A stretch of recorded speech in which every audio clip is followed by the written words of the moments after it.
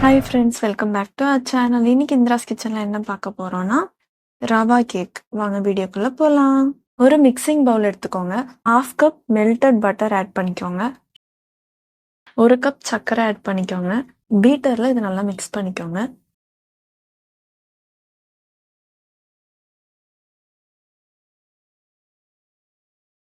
½ cup curd add பண்ணிக்கோங்க.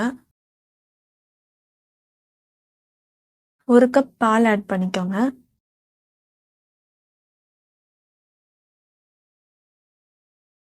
½ spoon vanilla extract add பண்ணிக்கோங்க. இந்த வீடியோ உங்களுக்கு பிடிச்சிருந்தா மறக்காம லைக், ஷேர் அண்ட் சப்ஸ்கிரைப் பண்ணுங்க. இதை மிக்ஸ் பண்ணி தனியாக எடுத்து வச்சுக்கோங்க. வேற ஒரு பாத்திரத்தில் 1/2 கப் ரவை எடுத்துக்கோங்க. 1/2 கப் மைதா மாவு ஆட் பண்ணிக்கோங்க.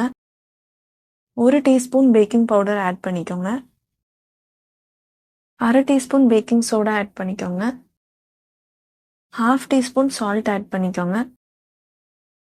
இப்போ நம்மளோட வெட் இன்க்ரீடியண்ட்டில் இதை நம்ம ஆட் பண்ணிக்கலாம். இதெல்லாமே நல்லா கட்டி விழாத அளவுக்கு மிக்ஸ் பண்ணிக்கோங்க.